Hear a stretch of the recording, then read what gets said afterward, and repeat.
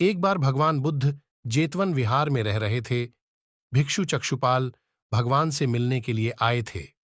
उनके आगमन के साथ उनकी दिनचर्या, व्यवहार और गुणों की चर्चा भी हुई। भिक्षु चक्षुपाल अंधे थे। एक दिन विहार के कुछ भिक्षुओं ने कुछ मरे हुए कीड़ों को चक्षुपाल की कुटी के बाहर पाया और उन्होंने चक्षुपाल की निंदा करनी शुरू कर दी कि उन्होंने इन जीवित प्राणियों की हत्या की। भगवान बुद्ध ने निंदा कर रहे उन भिक्षुओं को बुलाया और पूछा कि क्या तुमने भिक्षु को कीड़े मारते हुए देखा है? उन्होंने उत्तर दिया, नहीं। इस पर भगवान बुद्ध ने उन साधकों से कहा कि जैसे तुमने उन्हें कीड़ों को मारते हुए नहीं देखा, वैसे ही चक्षुपाल ने भी उन्हें मरते हुए नहीं देखा और उन्होंने कीड़ों को जानबूझकर नहीं मारा है, इसलिए उनकी भर्त्सना करना उचित नहीं है। भिक्षुओं ने इसके बाद पूछा कि चक्षुपाल अंधे क्यों हैं?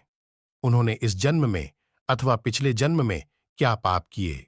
भगवान बुद्ध ने चक्षुपाल के बारे में कहा कि वे पूर्व जन्म में एक चिकित्सक थे।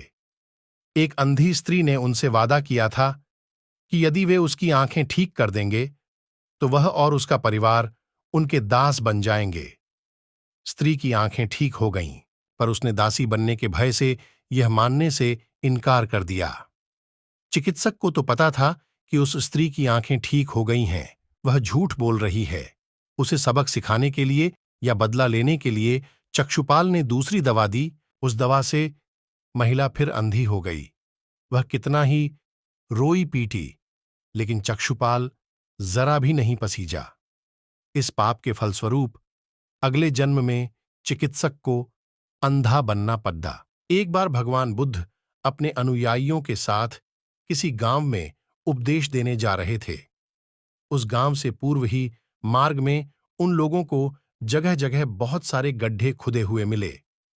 बुद्ध के एक शिष्य ने उन गड्ढों को देखकर जिज्ञासा प्रकट की, आखिर इस तरह गड्ढे का खुदे होने का तात्पर्य क्या है?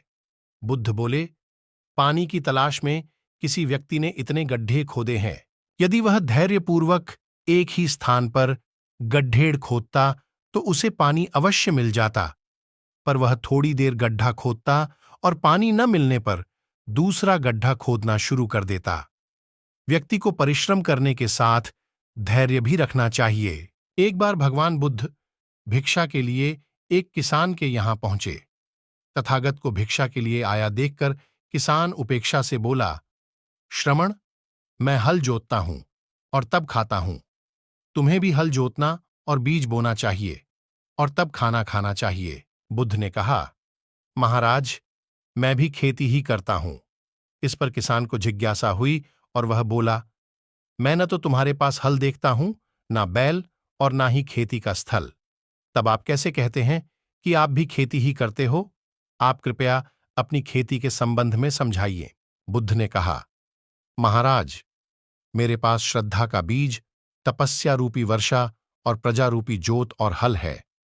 पाप भीरुता का दंड है, विचार रूपी रस्सी है, स्मृति और जागरूकता रूपी हल की फाल और पेनी है। मैं वचन और कर्म में संयत रहता हूँ। मैं अपनी इस खेती को बेकार घास से मुक्त रखता हूँ और आनंद की फसल काट लेने तक प्रयत्नशील रहने वाला हूँ। अप्रमाद मेरा बैल है, जो बाधाएं देखकर भी पीछे मुंह नहीं मोड़ता है। वह मुझे सीधा शांति धाम तक ले जाता है। इस प्रकार मैं अमृत की खेती करता हूँ। भगवान बुद्ध का जब पाटलिपुत्र में शुभागमन हुआ तो हर व्यक्ति अपनी अपनी सांपत्तिक स्थिति के अनुसार उन्हें उपहार देने की योजना बनाने लगा। राजा बिंबिसार ने भी कीमती हीरे, मोती और रत्न उन्हें पेश किए। बुद्धदेव ने सबको एक हाथ से सहर्ष स्वीकार किया।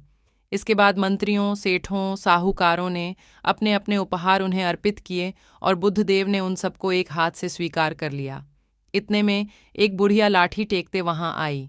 बुद्धदेव को प्रणाम कर वह बोली, भगवन, जिस समय आपके आने का समाचार मुझे मिला उस समय मैं यह अनार खा रही थी। मेरे पास कोई दूसरी चीज न होने के कारण मैं इस अधखाए फल को ही ले आई हूँ।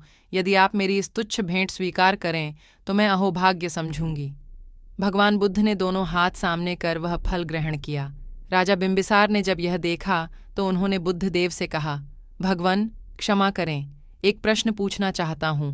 हम सबने आपको कीमती और बड्ढे बड्ढे उपहार दिए जिन्हें आपने एक हाथ से ग्रहण किया, लेकिन इस बुढ़िया द्वारा दिए गए छोटे एवं झूठे फल को आपने दोनों हाथों से ग्रहण किया, ऐसा क्यों?